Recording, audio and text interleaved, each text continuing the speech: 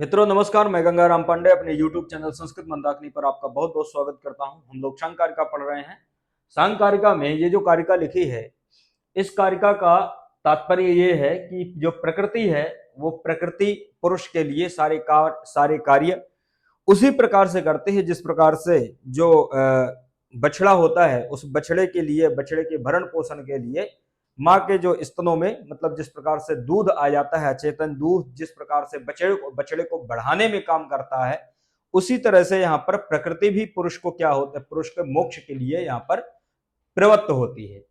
तो उसी प्रकार से पुरुष को मोक्ष के लिए प्रकृति कार्य करती है, जिस प्रकार से बछड़े के पोषण के लिए अचेतन जो दूध है वो दूध कार्य करता है, अर्थात माँ के स्तनों में जो दूध आता है वो दूध इसलिए आता है ताकि बछड़े का या जो भी बच्चा हो उसका भरण पोषण हो। तो इस यद्यपि इसके पहले आपको पता ही होगा कि स्तनों में दूध नहीं होता, बच्चा होने के बाद ही जो माँ होती है उसके स्तनों में, उनके स्तनों में दूध आता है ताकि बच्चा का भरण पोषण हो सके।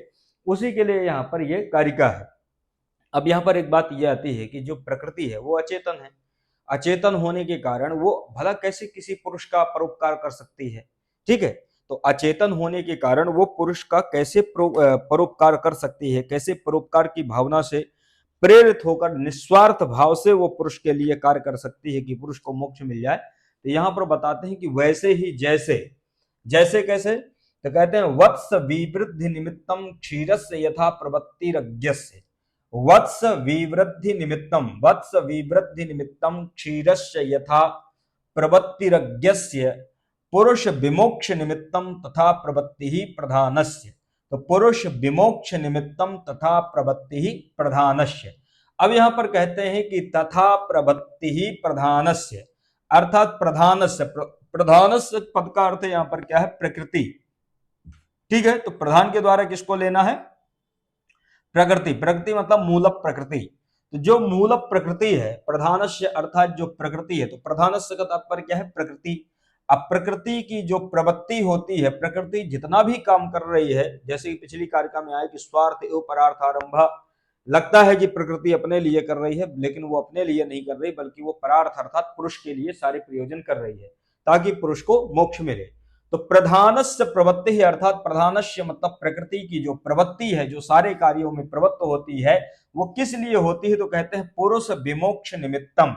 ठीक है, पुरुष, अभी यहाँ इस कारिका को समझना, इसके बाद ये जो नीचे की लाइन है इसके बाद ऊपर की लाइन को उदाहरण के द्वारा समझाएंगे कि जैसे उदाहरण एक देते हैं कि मतलब उसी प्रकार। तो पुरुष प्रधान की जो प्रवृत्ति है, प्रधान की प्रवृत्ति किस लिए होती है, ताकि पुरुष विमोक्ष निमित्तम, अर्थात पुरुष को विमोक्ष निमित्तम मतलब पुरुष को मोक्ष मिल जाए। तो प्रकृति की जितनी भी क्रियाएं हैं, जितना भी प्रकृति कार्य कर रही है, वो किस लिए कार्य कर रही है, ताकि पुरुष को मोक्ष मिल जाए। तो प्रवृत्ति जो उसकी होती है, अब यहाँ पर देखो कि प्रकृति है जो प्रधान है ये अचेतन है, तो अचेतन होने के कारण ये भला पुरुष के लिए कैसा काम कर सकती है कि पुरुष को मोक्ष मिल जाए, क्योंकि वो तो चेतन तत्व का काम है। तो अब यहाँ पर कहते हैं कि ये प्रकृति वैसे ही काम करती है पुरुष के लिए कि पुरुष को मोक्ष मिल जाए अचेतन होते हुए, जैसे वत्स विवृद्धि निमित्तम क्षीरस्य यथा प्रवृत्ति अज्ञस्य। वत्स विवृद्धि निमित्तम, वत्स का मतलब होता है बछड़ा, तो वत्स मतलब जो बछड़ा होता है, बछड़ा कह दो, जो बच्चा होता है गाय का या जो भी पशु होता है उसका जो बच्चा होता है, तो वत्स मतलब बछड़ा, विवृद्धि निमित्तम, विवृद्धि मतलब होता है बढ़ना, मतलब बछड़े के बढ़ने में जिस प्रकार से निमित्त होता है। ठीक है, तो वत्स विवृद्धि निमित्तम क्षीरस्य, क्षीरस्य मतलब दूध, तो बछड़े के बढ़ने में जिस प्रकार क्षीर क्या होता है, निमित्त होता है, क्षीर मतलब दूध। अब वो दूध कैसा है, ठीक है, अज्ञस्य मतलब एक तरह से कहें कि अचेतन है। तो जिस प्रकार से क्षीरस्य प्रवृत्ति अज्ञस्य, ठीक है, जिस प्रकार से क्षीर की जो प्रवृत्ति होती है, क्षीर जिस प्रकार से प्रवृत्त होता है, ठीक है, तो क्षीरस्य प्रवृत्ति ही, क्षीर की जिस प्रकार से प्रवृत्ति होती है, मतलब दूध की जिस प्रकार से प्रवृत्ति होती है, दूध जिस प्रकार से निकलना शुरू हो जाता है स्तनों से, लेकिन ये जो दूध है, जो क्षीर है, ये क्या है, अज्ञस्य। अज्ञस्य का मतलब होता है अचेतन, अचेतन। तो अज्ञस्य का मतलब क्या है, अचेतन। अब यहां पर समझना, ये जो अचेतन है, यहां पर अज्ञस्य मतलब अचेतन, इस यही पद यहां पर प्रकृति के साथ भी घटेगा, क्योंकि प्रकृति भी अचेतन है। जिस प्रकार से दूध है, दूध अचेतन है, उसमें चेतनता नहीं है, लेकिन फिर भी वो क्या होता है कि बछड़े के बढ़ने में निमित्त होता है। उसी को पी करके बछड़ा जो है तो बड़ा होता है, ठीक है। तो उसी को पी करके बछड़ा या कोई भी जो भी बच्चा होता है वो बड़ा होता है। तो यद्यपि ये जो दूध है, ये जो क्षीर है, ये अचेतन है। अचेतन होने के कारण भला कैसे ये चेतन जैसे काम कर सकता है, चेतनवत हो सकता है? तो कहते हैं कि ये उसी प्रकार से जैसे ये चेतन होता है, जो बछड़े का जो दूध है कि उसी को पी करके बछड़ा बड़ा होता है, उसी प्रकार से जो प्रकृति है, जो प्रधान है, वो भी अचेतन है। यद्यपि वो भी अचेतन है, लेकिन वो पुरुष के अचेतन होते हुए भी पुरुष विमोक्ष निमित्तम, पुरुष के मोक्ष के निमित्त उसी प्रकार से प्रवृत्त होती है जिस प्रकार से बछड़े के बढ़ने में अचेतन दूध प्रवृत्त होता है। तो जिस प्रकार से बछड़े के बढ़ने में वत्स विवृद्धि निमित्तम क्षीरस्य यथा प्रवृत्ति अज्ञस्य, उसी प्रकार से यहाँ पर पुरुष विमोक्ष निमित्तम, पुरुष के मोक्ष के निमित्त प्रवृत्ति ही प्रधानस्य, प्रवृत्ति होती है, प्रवृत्त होती है प्रधानस्य मतलब प्रकृति की।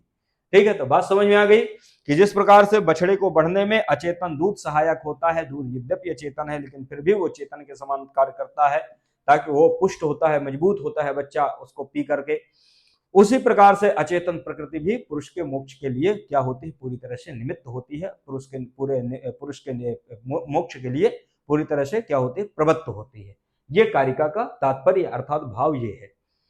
इसके बाद 58 नंबर की कारिका है कि औत्सुक्य निवृत्त्यर्थम यथा क्रियाशु प्रवर्तते लोकः पुरुषस्य विमोक्षार्थम प्रवर्तते तद अव्यक्तम। औत्सुक्य निवृत्त्यर्थम, औत्सुक्य निवृत्त्यर्थम, औत्सुक्य का मतलब होता है उत्सुकता। औत्सुक्य का मतलब क्या है, उत्सुकता।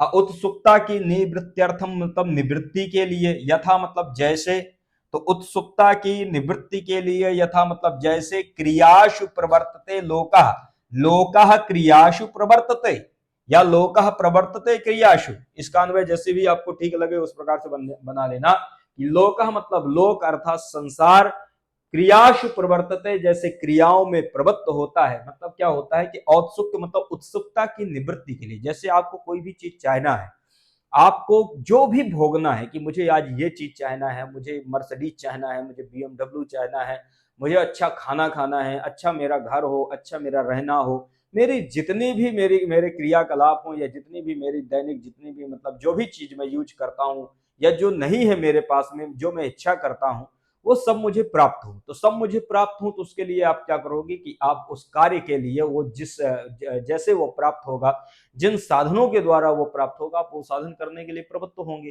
ठीक है, तो उसी प्रकार से क्या होता है कि सारा संसार क्रियाओं में क्या होता है, प्रवृत्त होता है। कि औत्सुक मतलब उत्सुकता की निवृत्ति के लिए। अब उत्सुकता जैसे मान लो एक चीज ये भी समझना कि जैसे मान लो आपको कोई चीज चाहना है या कोई चीज आपको देखना है, तो देखने के लिए क्या होता है, वो चीज को, उस चीज को आप जाते हो देखते हो प्रॉपर। जैसे मान लो आप कहीं घूमने गए तो आपको कोई बढ़िया सी चीज आपको नजर आई, आप चले गए उसको देखने लगे। अब देखने के बाद क्या होता है, आपने जब उसे बढ़िया से देख लिया तो फिर आप क्या होता है, आपकी जो उत्सुकता होती है वो धीरे धीरे कम जाती है, क्योंकि जब तक देखे नहीं रहते तब तक उत्सुकता ज्यादा रहती है। जब देख लेते हो तो फिर उत्सुकता हो जाती है कम, किसी भी चीज में होता है। तो उत्सुकता की निवृत्ति के लिए यथा जिस प्रकार से लोक अर्थात जो संसार है वो क्रियासु अर्थात क्रियाओं में प्रवृत्त होता है, तो उत्सुकता की निवृत्ति के लिए सारा संसार अपनी अपनी क्रियाओं में प्रवृत्त होता है। वैसे ही पुरुषस्य विमोक्षार्थम, पुरुषस्य मतलब पुरुष के, विमोक्षार्थम अर्थात मोक्ष के लिए, प्रवर्तते मतलब प्रवर्तित होती है, तदवत, तदवत मतलब वैसे ही, तदवत मतलब वैसे ही, अव्यक्तम मतलब प्रकृति। तो यहाँ पर अव्यक्त शब्द है, तदवत, तदवत मतलब वैसे ही, उसी के समान ही, जिस प्रकार उत्सुकता की निवृत्ति के लिए संसार क्रिया में प्रवृत्त होता है, वैसे ही पुरुषस्य विमोक्षार्थम अर्थात पुरुष के विमोक्ष के लिए, पुरुष के मोक्ष के लिए क्रियाओं में प्रवृत्त होती है। अर्थात प्रकृति जितना भी अपना व्यापार कर रही है वो उसी व्यापार में उसी प्रकार से प्रवृत्त होती है ताकि पुरुष को मोक्ष मिल जाए। जैसे संसार में व्यक्ति क्रियाओं में उत्सुकता की निवृत्ति के लिए क्रियाओं में प्रवृत्त होता है। तो पुरुषस्य विमोक्षार्थम अर्थात पुरुषस्य षष्ठी है, ठीक है। तो पुरुषस्य मतलब पुरुष के, विमोक्षार्थम अर्थात मोक्ष के लिए, प्रवर्तते मतलब प्रवर्तित होती है, तदवत मतलब वैसे ही, तदवत मतलब वैसे ही, अव्यक्तम, अव्यक्त मतलब होता है मूल प्रकृति, तो अव्यक्त का मतलब क्या हो जाएगा, वैसे ही मूल प्रकृति क्रियाओं में प्रवृत्त होती है। तो अब यहाँ पर ये जो कारिका है, इस कारिका के द्वारा लास्ट में जब आपने ये पढ़ा कि प्रकृति सारा प्रयोजन पुरुष के मोक्ष के लिए करती है, जितना भी उसका प्रयोजन है, तो यहाँ पर अब ये एग्जाम्पल है, एक तरह से उदाहरण है कि किस प्रकार से प्रकृति पुरुष के मोक्ष के लिए प्रवृत्त होती है, या किस प्रकार से वो मोक्ष में सहायक हो सकती है, क्योंकि वो अचेतन है। तो उसके लिए ऊपर की कारिका आई कि जिस प्रकार से बछड़े का दूध, बछड़े के लिए वो यद्यपि वो अचेतन है, दूध उसमें कोई चेतनता नहीं, लेकिन फिर भी वो उसको पी करके बछड़ा बड़ा होता है, उसी प्रकार से अचेतन प्रकृति है, अचेतन प्रकृति भी पुरुष के निमित्त, पुरुष के मोक्ष के निमित्त प्रवृत्त होती है। जिस प्रकार से उत्सुकता की निवृत्ति के लिए सारा संसार जो तो अपनी अपनी क्रियाओं में प्रवृत्त होता है कि आपको जो भी चीज देखना है, आप उसको देखने के बाद क्या, देखने के लिए क्या होता है, वहां पर जाते हैं, आप जाने के बाद जब उसको देख लेते हैं, बढ़िया से आपका मन भर जाता है, तो आप निवृत्त हो जाते हैं, लौट आते हैं। उसी प्रकार से यहाँ पर भी है कि पुरुष के मोक्ष के निमित्त प्रकृति अपना सारा काम करती है। पुरुष जब प्रकृति को बढ़िया से देख लेता है तो ज्ञान के द्वारा उससे मुक्त भी हो जाता है। उसने प्रकृति को देख लिया, अब उसको क्या, उससे कोई प्रयोजन नहीं है। तो यहाँ पर दोनों चीजें हैं, अर्थात प्रकृति भी पूरी तरह से पुरुष को अपने रूप को दिखा करके वो भी दोबारा पुरुष के सामने जाती नहीं है। अभी आगे कारिका आएगी। तो यहाँ पर 57 और 58 नंबर की जो कारिका है, इसको आपने पढ़ा। आशा करता हूं कि ये कारिका आपको बहुत बढ़िया समझ में आई होगी। इसी के साथ में फिर विराम लेते हैं, फिर इसके बाद मिलेंगे। नमस्कार।